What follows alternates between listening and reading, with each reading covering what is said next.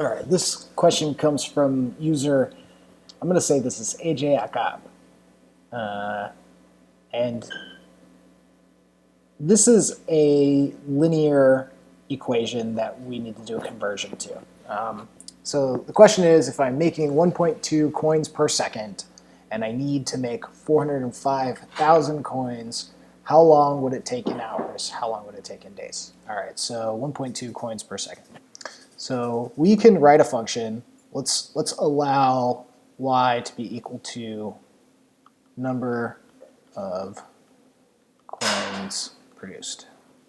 Okay. And then let's say this is going to be a function of time.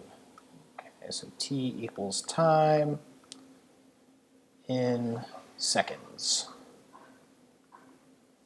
All right. So then y will be equal to your rate of coin production, which is 1.2 coins per second.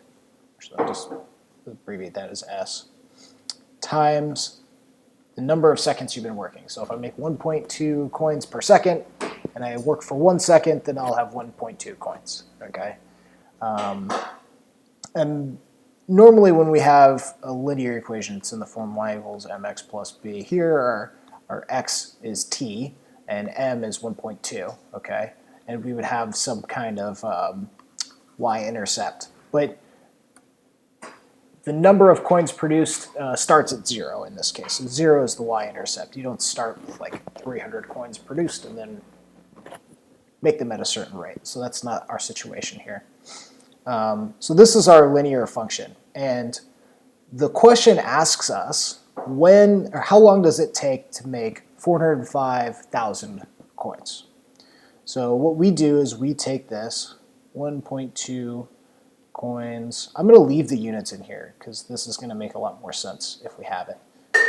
Per second times time, okay, times time equal to 405,000.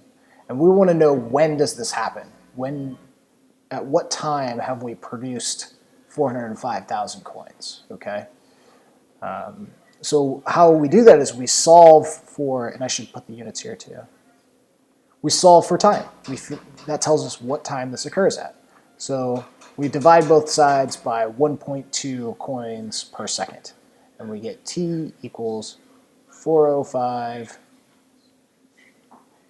coins divided by 1.2 coins per second. And so these coins units cancel, and the seconds come up to the denominator. And if you don't believe that, we have coins divided by coins per second, which is the same as coins divided by coins per second, which is the same as coins times the reciprocal seconds per coin. And so that cancels, we're left with second. So we're going to get our answer in terms of seconds, and this is calculator magic. So we're going to do 405, 5.2, and so it's after 7,500 seconds. Okay, so a lot of seconds. Now, our problem says we need the answer in terms of hours and I think days. I'll go back and look in a second. So we need to do a conversion, all right? So let me just copy this up here. We're going to get t equal to this. 337,500 seconds.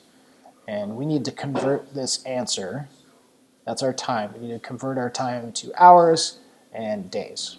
All right, so we know that there are 60 seconds in 1 minute, and we know that there are 60 minutes in 1 hour, okay?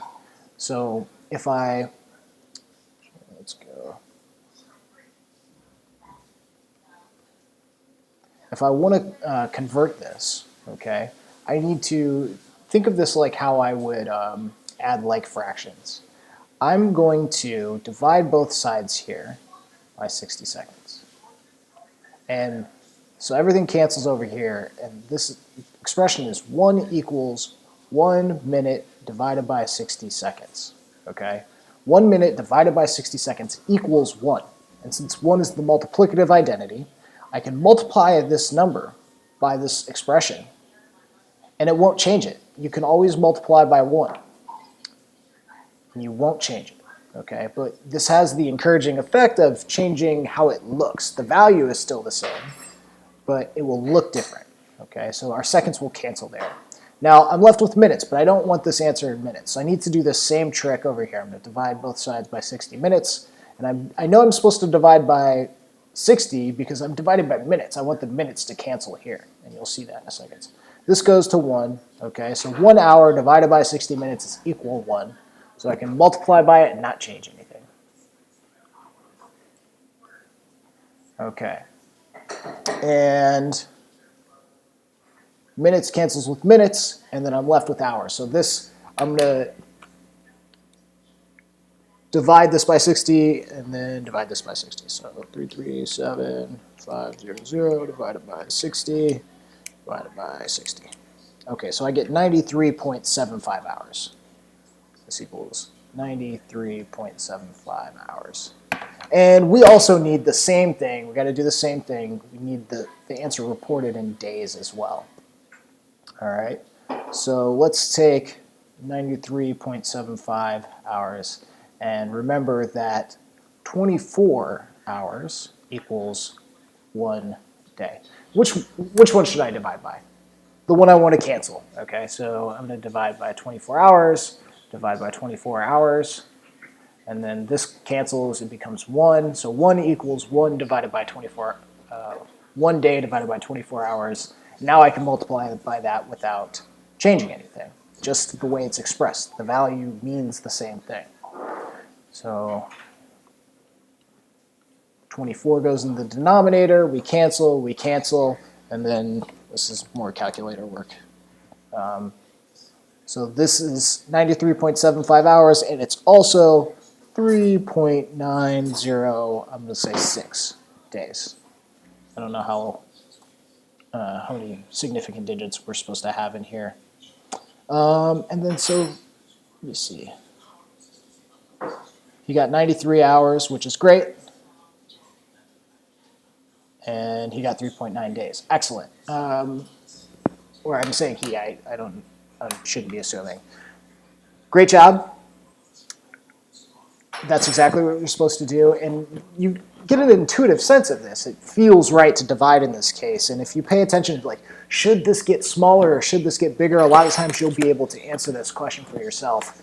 But hopefully that, like, multiplying by 1 trick clears it up. And if you don't remember what I'm talking about when I say the multiplicative identity, look that up.